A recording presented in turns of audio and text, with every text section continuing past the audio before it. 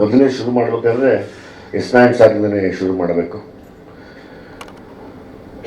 Science ಅಷ್ಟೇ ಮುಂದುವರಿಲಿ, technology ಎಷ್ಟೇ ಎತ್ತರಕ್ಕೆ ಬೆಳೆದ್ರೂ ಸಂಬಂಧಗಳು ಅನ್ನೋದು ಹಂಗೇ ಇದೆ, ಅದರಲ್ಲೇನು ಮಾರ್ಪಾಡಾಗಿಲ್ಲ. ಆ ಸಂಬಂಧಗಳ ಮೇಲೆ ಸಿನಿಮಾ ಮಾಡಿ ಸೈ ಅನ್ಸ್ಕೊಂಡು ಇವತ್ತಿಗೂ ಅವರು ಒಂದು 18 ವರ್ಷದ ಹುಡುಗನ ಥರ ನಿಂತ್ಕೋತಾರೆ ಒಂದು ಸೆಟ್ಟಲ್ಲಿ. ಅಷ್ಟೇ ಎನರ್ಜಿಲಿ ಕೆಲಸ ಮಾಡ್ತಾರೆ.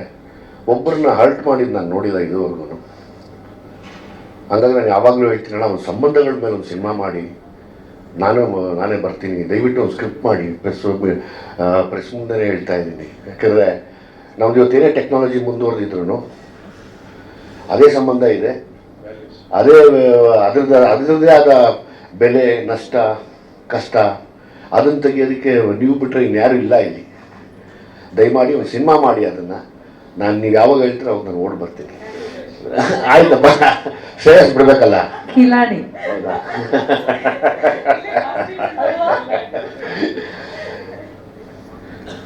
ಸೊ ಹಂಗಾಗಿ ನಾನು ಯಾವಾಗಲೂ ಎಸ್9 ಸರ್ ಮೇಲೆ, ಮತ್ತು ನಾನೆಲ್ಲನ ಶೂಟಿಂಗ್ ಮಾಡಬೇಕಾದ್ರೆ ಅವ್ರ ಬಗ್ಗೆ ಹೇಳ್ತಾ ಇರ್ತೀನಿ. ನಾನು ನಿರ್ದೇಶನ ಮಾಡಬೇಕಾದ್ರೆ, ಏನು ಮನುಷ್ಯನಪ್ಪ, ಬೆಳಗ್ಗೆ 7 ಗಂಟೆಗೆ ಶಾರ್ಟ್ ತೆಗೆದು ಕೆಲಸ ಮಾಡ್ತಾ ಇರ್ತಾರೆ ಅಂತ.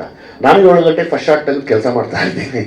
ಅವಾಗ ಹೇಳ್ತೀನಿ, ಅವರೆಲ್ಲ ನಮ್ಮ ಹುಡುಗರು ಕೇಳ್ತಾರೆ, ನಿಮ್ಗೇನು ಇಷ್ಟೊತ್ತಿಗೆ ಬಂದು ಶೂಟಿಂಗ್ ಮಾಡ್ತಾರೆ? ನಾನು ಎಸ್9 ಸರ್ ಹತ್ರ ಕಲಿತೆ. ಅದು ಗೊತ್ತಿಲ್ಲಮ್ಮ, ಬೆಳಗ್ಗಿನ ಜಾವ ಬಂದು ಅದು ತೆಗೆದಾಗ ಅದೇನೋ ಒಂದು ಮೂಡ್ ಕ್ರಿಯೇಟ್ ಆಗುತ್ತೆ.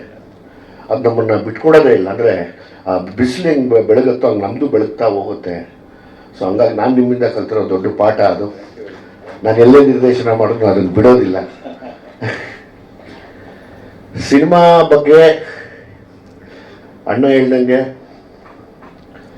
ಒಂದು ಫ್ಯಾಮಿಲಿ ಕುತ್ಕೊಂಡು ನೋಡುವಂಥ ಒಂದು ಅದ್ಭುತವಾದ ಸಿನಿಮಾ. ಯಾಕಂದರೆ ಎಸ್9 ಸರ್ ಯಾವಾಗಲೂ ಯಾವ ಕೆಟ್ಟ ಸಿನಿಮಾಗಳು ತೆಗೆದಿಲ್ಲ. ಎಲ್ಲೂ ಒಂದು ಸಂದೇಶ ಇರುವಂಥ ಸಿನಿಮಾಗಳೇ ತೆಗಿತಾರೆ. ಅದರಲ್ಲಿ ನನಗೆ ಇಷ್ಟ ಆಗಿದ್ದೇ ಇದೇ ವಿಷಯಕ್ಕೆ. ಏನು ಅವರು ಒಂದು ಸಂದೇಶ ಇದೆ, ಇವತ್ತಿನ ಜವಾಬ್ದಾರಿ ಇದೆ, ಪೋಷಕರ ಬಗ್ಗೆ ಒಂದು ಗಮನ, ಪೋಷಕರಿಗೆ ಮಕ್ಕಳ ಮೇಲೆ ಒಂದು ಗಮನ ಇರಲಿ ಅನ್ನೋರು. ಅವರು ಸಹ ಖಂಡಿತವಾಗ್ಲೂ ಒಂದು ಸಿನಿಮಾ ನೋಡಿ, ಎಲ್ಲರೂ ನೋಡಿ. ಆಮೇಲೆ ಹೀರೋ ನಮ್ಮ ಶ್ರೇಯಸ್, ನನಗೆ ಈ ಪಾತ್ರ ಮಾಡಬೇಕು ಅಂದಾಗ ಎಸ್9 ಸರ್ ಅಂದ ತಕ್ಷಣ ನಮಗೇನು ತೊಂದರೆ ಇಲ್ಲ. ಅಲ್ಲಿವರೆಗೂ ಮಂಜು ಅವರು ಹೊಡೆದಾಡ್ತಾ ಇದ್ರು.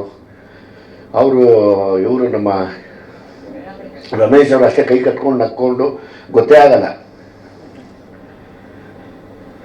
ನಾನು ಒಂದೇ ಕೇಳ್ಕೊಳ್ಳೋದು, ಮಂಜಣ್ಣವರೇ ದಯಮಾಡಿ ಪ್ರಮೋಷನ್ನ ತುಂಬ ದೊಡ್ಡ ಮಟ್ಟಕ್ಕೆ ಮಾಡಿ. ನಿಮ್ಮ ಆಸೆ ಕನಸು ಎಲ್ಲ ನಾನು ಅಪ್ರಿಷಿಯೇಟ್ ಮಾಡ್ತೀನಿ. ಪ್ರಮೋಷನ್ ದೊಡ್ಡ ಲೆವೆಲ್ ಮಾಡಿ. ಇವತ್ತು ನೀವು ಪ್ರಮೋಷನ್ ಮಾಡದೆ ಹೋದರೆ ಯಾರು ಸಿನಿಮಾಗೆ ಬರಲ್ಲ. ಈ ಥರದ್ದು ಪ್ರೆಸ್ ಮೀಟ್ಗಳು ಮಾಡ್ತಾ ಇನ್ನೊಂದಷ್ಟು ಇಂಟ್ರೆಸ್ಟ್ ತರಿಸ್ತಾ, ಇವಾಗ ಭೀಮಾ ರಿಲೀಸ್ ಮಾಡ್ಬೇಕಾದ್ರೆ ನನಗೆ ಗೊತ್ತು ಅದ್ರದ್ದು ಕಷ್ಟ, ಹೆಂಗೆ ನಾನೇನು ಪ್ರಮೋಟ್ ಮಾಡಿದೆ ಅಂತ. ಒಂದು ಬಿಸ್ನೆಸ್ ಇದೆ. ಗಾಂಧಿನಗರದವರು ಅಂದರೆ ನಾವು ನೀವೆಲ್ಲ ಒಂದೇ ಫ್ಯಾಮಿಲಿ. ನಾನು ನಿಮ್ಮನ್ನು ಒಂದು ಅಣ್ಣನ ಸ್ಥಾನ ಕೊಟ್ಟಿದ್ದೀನಿ, ಹಂಗೆ ಗೌರವಿಸ್ತೀನಿ. ನನಗೊಂದು ರೈಟ್ಸ್ ಇದೆ ನಿಮ್ಮ ಹತ್ರ ಕಿತ್ತಾಡೋದಕ್ಕೆ. ಪ್ರಮೋಷನ್ ಮಾಡಿ ಚೆನ್ನಾಗಿ. ನೀವೆಷ್ಟು ಪ್ರಮೋಟ್ ಮಾಡ್ತೀರೋ ಅಷ್ಟು ಜನ ಬರ್ತಾರೆ. ಯಾಕಂದರೆ ಒಳ್ಳೆ ಸಿನಿಮಾಗಳು ಬಂದಿಲ್ಲ. ನಾನು ಇವತ್ತು ಹೇಳೋದಂತ ಒಂದು ಸೂಪರ್ ಹಿಟ್ ಆಗುವಂಥ ಒಂದು ಫ್ಯಾಮಿಲಿ ಸಿನಿಮಾ ಕಳ್ಕೊಳ್ಳೋದು ನಿಮ್ಮ ಕೈಯಲ್ಲಿದೆ, ಉಳಿಸ್ಕೊಳ್ಳೋದು ನಿಮ್ಮ ಕೈಯಲ್ಲಿದೆ. ಅದು ಪ್ರಮೋಷನಿಂದ ಮಾತ್ರ ಸಾಧ್ಯ. ನಾನು ಇವತ್ತು ಹೇಳಿದೆ ಅಂತ ಈಗ ನೀವು ಟೆಂಟ್ ಆಗಿ ಇಲ್ಲ ಅದು ಮಾಡ್ಬಿಡ್ತೀನಿ ಇದು ಮಾಡ್ಬಿಡ್ತೀನಿ ಅಲ್ಲ, ದಯವಿಟ್ಟು ಮಾಡಬೇಡಿ. ನಮಗೆಲ್ಲದಕ್ಕಿಂತ ಹೆಚ್ಚಾಗಿ ನೀವೇನು ಮಾಡಿಬಿಟ್ರಿ, ಇಬ್ಬರು ರಾಕ್ಷಸರಿಗೆ ಕಡಿಮೆ ಊಟ ಕೊಟ್ಬಿಟ್ರಿ. ನಮ್ಮ ಆಸೆ ನಿಮ್ಮ ಮಗ ಚೆನ್ನಾಗಾಗಲಿ ಅಂತ. ಅವನೊಂದು ತುಂಬ ದೊಡ್ಡ ಸ್ಟಾರ್ ಆಗಲಿ ಅನ್ನೋ ಆಸೆ ಇದೆ. ತುಂಬ ದೊಡ್ಡ ಮಟ್ಟಕ್ಕೆ ಪ್ರಮೋಷನ್ ಮಾಡಿ, ತುಂಬ ಒಳ್ಳೆ ಸಿನಿಮಾ ಆಗುತ್ತೆ. ಇದು ಒಳ್ಳೆ ವಿಷಯ ಇದೆ.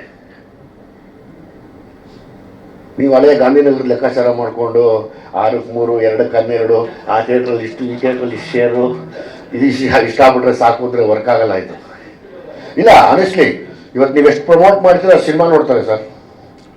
ನೀವು ಅದಕ್ಕೂ ಸ್ಪೆಂಡ್ ಮಾಡಿ ದಯವಿಟ್ಟು. ತುಂಬ ಒಳ್ಳೊಳ್ಳೆ ಸೋಷಿಯಲ್ ಮೀಡಿಯಾ ಇನ್ಫ್ಲೂಯೆನ್ಸರ್ ಇದ್ದಾರೆ. ನಮ್ಮ ಮಾಧ್ಯಮದವ್ರದ್ದು ಯಾವತ್ತೂ ಬಿಟ್ಕೊಡಲ್ಲ. ನೀವು ಅಂದರೆ ಕನ್ನಡ ಸಿನಿಮಾಗಳನ್ನ ಬಿಟ್ಕೊಡಲ್ಲ. ಇವತ್ತು ನೋಡಿ, ಒಂದು ಮಲಯಾಳಂ ಸಿನಿಮಾಗಳು ಎಲ್ಲ ಸೂಪರ್ ಹಿಟ್ ಸಿನಿಮಾಗಳು ಬೆಂಗಳೂರಲ್ಲಿ ಬಂದು ಮಾಡ್ಕೊಂಡು ಹೋಗಿದ್ದಾರೆ. ಎಲ್ಲ ಸೂಪರ್ ಹಿಟ್ ಆಗಿದೆ. ಅಂದರೆ ನಾವು ಬೆಂಗಳೂರಲ್ಲಿ ಇದ್ದು ನಾವೇ ಏನು ಮಾಡ್ತಿಲ್ಲ, ಬಿಕಾಸ್ ಪ್ರಮೋಷನ್ ಇರ್ಬೋದು ಅಂತ ನನಗನ್ನಿಸ್ತಾ ಇದೆ. ಅವ್ರಿಗೆ ಬೆಂಗಳೂರು ತುಂಬ ಒಳ್ಳೆ ವಾಸ್ತು ಆಗ್ಬಿಟ್ಟಿದೆ ಇವತ್ತು.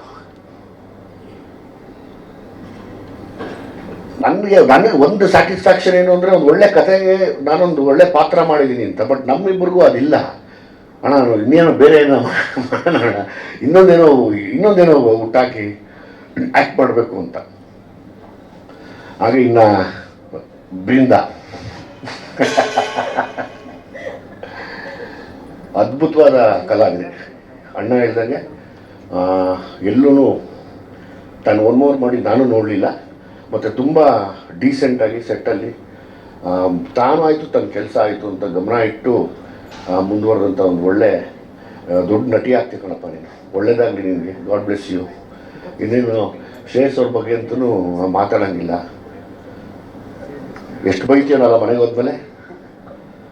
ಹಾಂ ಏನು ಗುರು ಪರವಾಗಿಲ್ಲ, ಏನು ಬೈತೀಯ ಅಂತ ಹೇಳ. ಏನು ಬೈತಾರೆ ನಿಮ್ಮಪ್ಪ? ಬೈಯಲ್ಲ ಅಂತಾದ್ರೂ ಹೇಳಪ್ಪ, ಇಲ್ಲಿದ್ರೆ ರಾಂಗ್ ಇನ್ಫಾರ್ಮೇಶನ್ ಹೋಗುತ್ತೆ.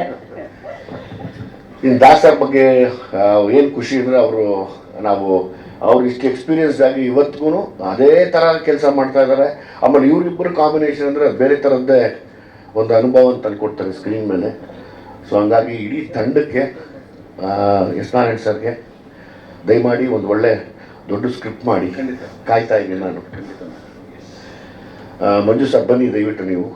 ಬಹುಶಃ ರಮೇಶ್ ಯಾದವ್ ಅವರೇ, ಧನ್ಯಾ ವಿಜಯ್ ಅವರು ಫಿಲ್ಟರ್ ತೆಗೆದು ಮಾತಾಡಿದ್ದಾರೆ. ಯಾಕಂದ್ರೆ ಇದು ನಮ್ಮ ಕುಟುಂಬ. ಪ್ರಮೋಷನ್ ಮಾಡಿದ್ರೆ ನಾನು ಬಿಡಲ್ಲ. ಎಸ್, ಇವಾಗ ನೋಡಿ ಬಾಯಿಗೆ ಬಂದಿದ್ದಾರೆ ಹೇಳ್ಬಿಡ್ತಾರೆ.